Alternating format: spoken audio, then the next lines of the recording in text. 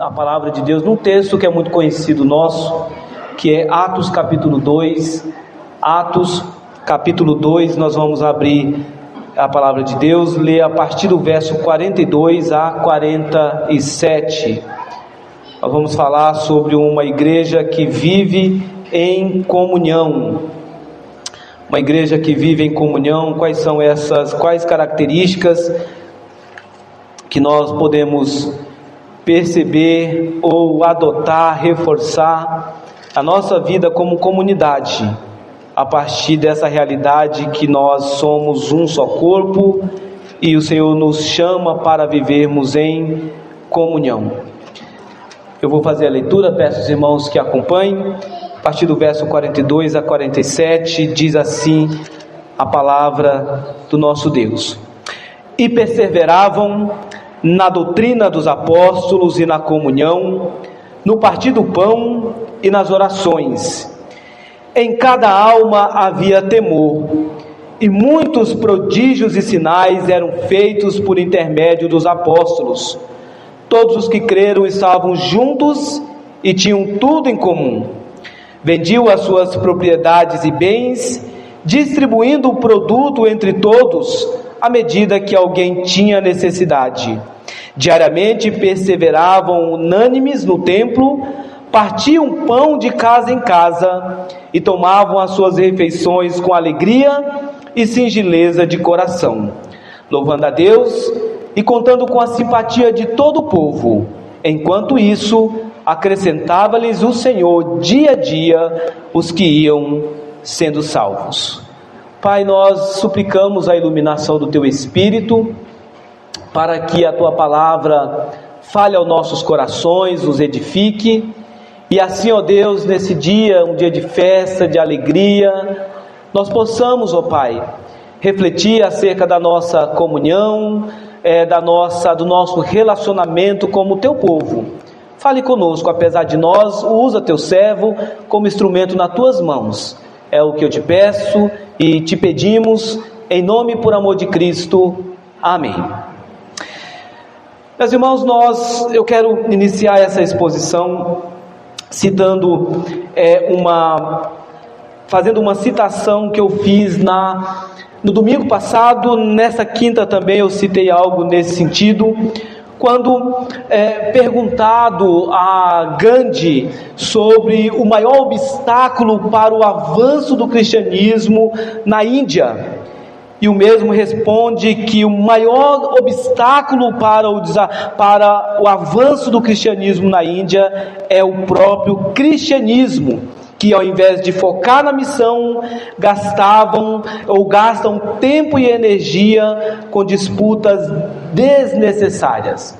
Quando nós pensamos nessa narrativa, quando nós lemos Atos dos Apóstolos, nós vamos nos deparar aqui certamente um dos momentos mais importantes da história da igreja, no período apostólico, quando o povo de Deus, aquela igreja, aqueles irmãos, certamente eles estavam passando por um período de avivamento na história. Irmãos, que em decorrência da pregação apostólica, porque os versos anteriores vão dizer que nós temos ali a exposição, o discurso do apóstolo Pedro. Após o discurso do apóstolo Pedro, Lucas vai nos dizer, portanto, que naquele período, naquele momento, houve, portanto, um acréscimo de quase 3.000 pessoas na comunidade da fé. E são essas pessoas, portanto, que Lucas vai descrever como que elas estavam vivendo, como que elas estavam caminhando. Como é próprio de Lucas, a cada momento, a cada período em Atos, ele para a narrativa, faz um resumo das partes que ele está falando, depois ele começa a falar de novo de situações que estavam ocorrendo naquele contexto, aí ele vai parar para resumir novamente uma parte da narrativa. Então veja, aqui nós temos Lucas, depois de narrar como que o evangelho estava avançando, como que a palavra de Deus estava sendo pregada, ele vai então fazer um pequeno resumo de como estava vivendo aquela comunidade. E o próprio Lucas vai destacar, portanto, que a comunidade estava vivendo de forma perseverante, mas perseverando em quê? O texto vai dizer que aqueles irmãos, uma primeira característica que nós podíamos observar da comunhão daquela igreja é que aqueles irmãos, eles se esforçavam para dedicarem tempo para estarem juntos. Havia, portanto, uma perseverança, e essa perseverança não se dava apenas no contexto templo, apenas no contexto de reunião pública, onde o povo de Deus se reunia para adorar a Deus. Não! Lucas vai destacar que eles perseveravam na doutrina. De que forma? Na comunhão. De que forma? Eles perseveravam não só no templo, mas eles perseveravam em outros ambientes também. O fato é que o verbo perseverar destaca esse esforço, ele destaca essa necessidade, esse entendimento que esses irmãos tinham da importância de estarem juntos como igreja. Para fazer o quê? Para compartilhar experiências, para orarem juntos, tomar a ceia do Senhor, pensar nos princípios da palavra de Deus. Todos ou a maioria se esforçavam para participar igualmente da vida, das atividades da igreja. Os crentes da igreja primitiva perseveravam e se esforçavam, portanto, para estarem juntos. E Lucas vai dizer aqui justamente isso. Eles perseveravam no estudo da palavra, eles perseveravam na comunhão. E é interessante que quando se fala de comunhão, a ideia de comunhão no texto bíblico não é apenas uma agradável conversa entre amigos, acompanhada talvez de algum compartilhar em um café, com alguma coisa do tipo. Não, comunhão, à luz das Escrituras, vai muito mais do que isso. Ao olharmos para a Bíblia, nós podemos entender que comunhão ou koinonia significa uma qualidade de existir em comum, participação mútua. Ou seja, aqueles irmãos, eles participavam juntos, eles se reuniam em torno daquilo que lhes era comum. E o que era comum a eles? A palavra de Deus, Cristo. Efésios capítulo 4 vai falar sobre isso. O que lhes era comum? A fé, o Deus e Pai de todos, a relação que eles nutriam uns com os outros, era essa relação de dar importância, de estar um com o outro, de investir na vida do outro. Irmãos, e como isso é desafiador como comunidade, principalmente considerando o contexto em que nós vivemos na nossa sociedade, em que as pessoas têm uma agenda ou têm uma vida extremamente corrida, trabalho, estudo, faculdade, curso, tantas coisas que concorrem para a comunhão. Mas aqueles irmãos, eles se esforçavam, eles dedicavam tempo para estarem juntos. Eles viviam comunhão não apenas dentro de uma perspectiva teórica, mas sim dentro de uma realidade prática. Era algo vivenciado por eles. Portanto, veja, a oração era algo que se fazia juntos, interceder uns pelos outros, ações, portanto, que eles viviam como uma comunidade, que revelava, portanto, a atuação do Espírito Santo na vida daquela igreja. E como, portanto, a igreja estava junta, como os irmãos, eles compartilhavam, eles buscavam estudar, orar, eles buscavam a comunhão, eles buscavam investir na vida do outro. O texto vai dizer, portanto, a narrativa vai continuar dizendo que o Senhor, enquanto eles faziam essas coisas, Deus acrescentava, porque é natural Deus acrescentar a uma comunidade que busca viver junto junto, que busca viver em unidade. É natural Deus abençoar uma comunidade que busca viver em união, compartilhar das mesmas coisas. Eles, portanto, perseveravam. Mas não somente isso. O texto vai dizer que os cristãos, eles tinham prazer em ajudar o seu irmão na medida das suas posses. O verso continua dizendo aqui, verso 43 a 45, em cada alma havia temor, e muitos prodígios e sinais eram feitos por intermédio dos apóstolos. Todos os que creram estavam juntos e tinham tudo em comum. Vendiam as suas propriedades e bens, distribuindo o produto entre todos à medida que alguém tinha necessidade. Algumas coisas interessantes aqui no texto. Em cada alma havia temor. Todos os que creram estavam juntos, e eles, portanto, distribuíam o produto entre todos à medida que alguém tinha necessidade. Uma comunidade que se reunia, mas uma comunidade que tinha prazer de investir, de ajudar, de contribuir na vida daquele que era menos abastado. Então veja, o resultado da atuação do Espírito Santo na vida daquela igreja era que os irmãos se importavam uns com os outros. Eu entendo que se importar uns com os outros não é só o bom dia, boa tarde, graça e paz, a paz do Senhor, mas é estar próximo, estar do lado, sentar, caminhar, investir. Era isso que a igreja fazia. Era isso que a igreja vivenciava. Era isso que a igreja demonstrava por intermédio do resultado da operação do Espírito Santo na vida deles. Paulo, por exemplo, meus irmãos, quando vai escrever aos Coríntios, na sua segunda carta, nós vemos que Paulo fala do comportamento dos crentes das igrejas da Macedônia, que diante das necessidades dos crentes de Jerusalém, Paulo descreve essa comunidade da seguinte forma: porque eles testemunho eu, na medida de suas posses e mesmo acima delas, se mostraram voluntários, pedindo-nos com muitos rogos a graça de participarem da assistência aos santos. Havia uma necessidade em Jerusalém, o povo, a comunidade da fé estava passando por dificuldade.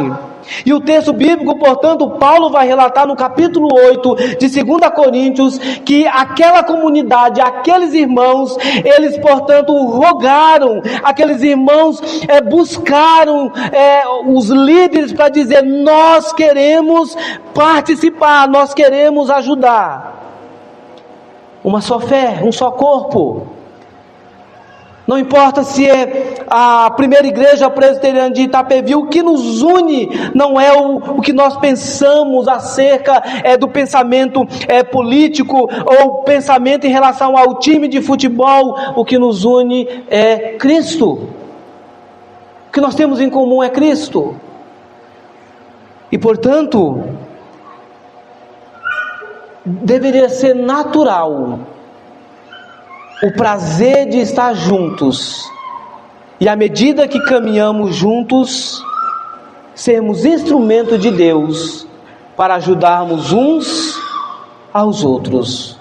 No nosso século, viver dessa forma tem sido, portanto, cada vez mais difícil, pois a nossa geração, ela é marcada por uma geração egoísta, individualista, em que cada pessoa está preocupada apenas consigo mesmo. Haja vista que nós podemos observar isso até mesmo nas crianças. Quem nunca já percebeu o comportamento de uma criança que não quer compartilhar um brinquedo, não quer compartilhar um doce? Isso é apenas o retrato natural de uma sociedade que tem buscado, que tem vivenciado um cristianismo talvez esquizofrênico, porque não um cristianismo bíblico, mas um cristianismo a partir do seu entendimento pessoal. Nós podemos perceber que a realidade era totalmente diferente em Atos. Os irmãos como resultado da operação do Espírito, como resultado do temor que eles tinham diante de Deus, eles não só estavam juntos, mas eles se ajudavam mutuamente. Temor aqui não é medo. Temor podemos traduzir aqui também como uma santa reverência diante de Deus. Mas, irmãos, o texto continua dizendo que diariamente perseveravam no templo, partiam o pão de casa em casa e tomavam as suas refeições com alegria e singeleza de coração, louvando a Deus e contando com a simpatia de todo o povo. Enquanto essa comunidade perseverava na palavra, buscava viver em comunhão, enquanto essa comunidade, como resultado do temor a Deus, ajudavam-se mutuamente porque tinham o prazer de estarem juntos, de investir na vida do outro, enquanto essa comunidade se reunia para as refeições e fazia isso com alegria, e o texto também vai dizer com singeleza de coração, fazia isso com alegria e com sinceridade de coração. Enquanto eles faziam tudo isso, Deus ia acrescentando a igreja. Os crentes eram unânimes quanto a propósitos e alvos. Sentiam a alegria de se reunirem para louvar a Deus. Quando uma comunidade vive dessa forma, naturalmente, essa comunidade atrai pessoas para ela. Naturalmente, quando nós vivemos dessa forma, nós atraímos pessoas para a comunidade da fé, porque o viver de forma sincera, o desfrutar da comunhão com alegria, o louvar a Deus como resultado da obra suficiente de Cristo, porque devemos nos lembrar que eles estavam fazendo tudo isso depois que eles tiveram, portanto, um encontro com Jesus, depois que o apóstolo Pedro pregou aquela mensagem, e eles perguntaram ao apóstolo Pedro, o que nós vamos fazer diante desta verdade que foi pregada? E Pedro diz: arrependei-vos e cada um de vós seja batizado em nome de Jesus Cristo para a remissão dos pecados e recebereis o dom, o presente do Espírito Santo. Pois para vós outros é a promessa para vossos filhos e para todos os que estão longe, isto é, para quantos o Senhor nosso Deus chamar. Isso foi na vida deles, mas outrora Deus também nos chamou à graça. Deus nos chamou para fazermos parte da grande família da fé. O Senhor teve um encontro conosco, Ele nos resgatou do império das trevas, Ele transformou o nosso coração, Ele trabalhou em nós, mas Ele trabalha em nós para que por meio de nós sejamos instrumento dEle, para que o Evangelho seja pregado. Então a forma como proclamamos, a forma como vivemos uns com os outros na comunidade da fé, precisa impactar aqueles que estão fora da igreja. O ímpio precisa olhar para nós como povo de Deus e enxergar em nós um povo que estão unidos em relação a um propósito. E qual que é o nosso propósito? O nosso propósito é pregar o Evangelho. A nossa missão é proclamar as boas novas de salvação. O nosso propósito é pregar para que vidas sejam resgatadas do império das trevas. E devemos fazer isso com alegria. E devemos fazer isso com satisfação. O estar juntos, unidos em um só propósito, necessariamente trará a expansão do reino. Enquanto esses irmãos viviam dessa forma, acrescentava-lhes o Senhor dia a dia os que iam sendo salvos. Unidade no corpo de Cristo não é opinião semelhante. Todos nós temos as nossas opiniões, mas unidade é união de propósito. O que somos em Cristo define a nossa unidade. No reino de Deus, na igreja, não estamos para impor nossas vontades. Não cabe a nós, como povo de Deus, pensar em nós, mas pensar na comunidade, adorarmos a Deus e proclamarmos o Evangelho como resultado daquilo que Deus tem feito nas nossas vidas. A bênção de poder estarmos juntos como igreja visível de Cristo deve proporcionar para cada um de nós a alegria, gratidão por estarmos cumprindo o propósito de Deus, gratidão por podermos vivermos juntos, servindo ao Senhor. Meus amados irmãos, esses irmãos viviam dessa forma porque eles estavam cheios do Espírito Santo. E quando o crente está cheio do Espírito, ele vai buscar a cada dia vivenciar o Evangelho dessa forma, de forma perseverante, pensando um no outro, e também sentem a alegria de estarem juntos, para ouvir, pregar, para partilhar, para louvar. E fazendo assim, Deus abençoa, Deus cuida. O Salmo 133 fala disso, quando vai falar sobre a união, como é bom e agradável viver unidos os irmãos. E o salmista então vai descrever o que acontece, portanto, a partir dessa vivência em união. O salmista vai destacar nas seguintes palavras: ó, como é bom e agradável viver unidos os irmãos! É como óleo precioso sobre a cabeça, o qual desce para a barba de Arão, e desce para a gola de suas vestes. É como o orvalho do Hermon, que desce sobre os montes de Sião. E aí ele vai descrever o que acontece. Ali ordena o Senhor a sua bênção e a vida para sempre. Deus abençoa um povo que está unido. Deus abençoa um povo que busca a Deus em um propósito comum. Deus nos abençoa enquanto nós estamos cumprindo a sua missão. Questão que nós temos que pensar como comunidade. Nessa noite, temos nós expressado essas características como povo de Deus? Temos nós nos esforçado para dedicar tempo, para estarmos junto com os nossos irmãos, para falar da palavra de Deus, para louvar a Deus, para sermos instrumento de Deus na vida de outras pessoas? Sentimos nós a alegria de estarmos juntos como irmãos? Temos nós como povo de Deus o mesmo propósito em comum e cumprimos esse propósito com alegria? Temos nós desenvolvido essa comunhão? Meus amados irmãos, 19 anos de organização eclesiástica, até aqui o Senhor tem nos abençoado como povo de Deus. Quantas pessoas já passaram por aqui, quantas pessoas o Senhor já resgatou do império das trevas, e mesmo não estando conosco, Deus encaminhou para outros lugares. A igreja de Cristo continua avançando, o reino de Deus continua avançando, mas o reino de Deus continuará avançando enquanto nós estivermos cumprindo a vontade dEle e não a nossa.